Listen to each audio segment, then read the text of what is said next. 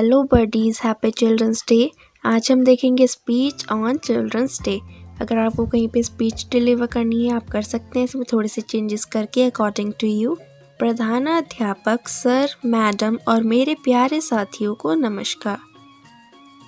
हम सभी बहुत खुशी के साथ यहाँ बाल दिवस मनाने के लिए एकत्र हुए हैं।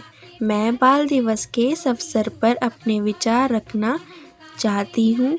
बच्चे परिवार में, घर में, समाज में खुशी का कारण होने के साथ ही देश का भविष्य भी होते हैं। हम पूरे जीवन भर माता पिता, शिक्षकों और अन्य संबंधियों के जीवन में बच्चों की भागीदारी और योगदान को नज़रअंदाज नहीं कर सकते। बच्चे सभी के द्वारा पसंद किए जाते हैं और बिना बच्चों के जीवन बहुत ही निराश हो जाता है। वे भगवान का आशीर्वाद होते हैं और अपनी सुंदर आँखों, मासूम गतिविधि और मुस्कान से हमारे दिल को जीत लेते हैं। बाल दिवस प्रत्येक वर्ष पूरे संसार में बच्चों को श्रद्धांजलि देने के लिए मनाया जाता है। यह विभिन्न देशों में अलग अलग तिथियों को मनाया जाता है। हालांकि यह भारत में 14 नवंबर को मनाया जाता है। वास्तव में 14 नवंबर महान स्वतंत्रता सेनानी और स्वतंत्र भारत के पहले प्रधानमंत्री पंडित जवाहरलाल नेहरू का जन्म दिवस है। हालांकि बच्चों के प्रति उनके लगाव और स्नेह की वजह से इस दिन को बाल दिवस के रूप में मनाया जाता है।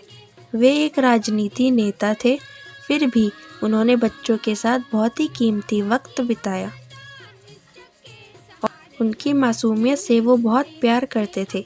बाल दिवस का उत्सव मस्ती और उल्लास की बहुत सारी गतिविधियां लाता है। इस दिन का उत्सव बच्चों के प्रति हमारी प्रतिबद्धता को नवीनीकृत करने की याद दिलाता है, जिसमें बच्चों का कल्याण, उचित स्वास्थ्य देखभाल, शिक्षा आदि शामिल है। बच्चों को चाचा नेहरू के आदर्शों और बहुत सारा प्यार और स्नेह दिया जाता है। यह बच्चों के गुणों की प्रशंसा करने का अवसर है। अगर देश का हर बच्चा शिक्षित हो जाए तो भारत पूरे विश्व को अपनी मुट्ठी में कर सकता है। उन्होंने शिक्षा के द्वारा भारत के सुधार, नवनिर्माण का सपना देखा था। सभी बच्चे बाल दिवस को हर्षोल्लास से मनाते हैं।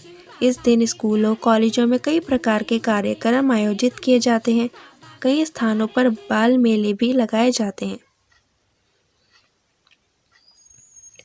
यह दिन सभी को याद दिलाता है कि बच्चों को बेहतर बचपन प्रदान किया जाना चाहिए और सभी को सुरक्षा प्रदान की जानी चाहिए।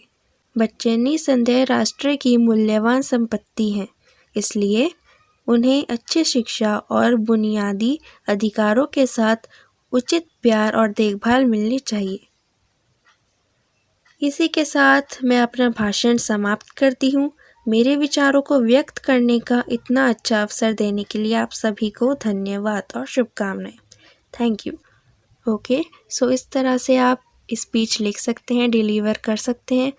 ओके, अगर आपको ये स्पीच अच्छी लगी हो तो please give a thumbs up to it and share with your family, friends and your loved once.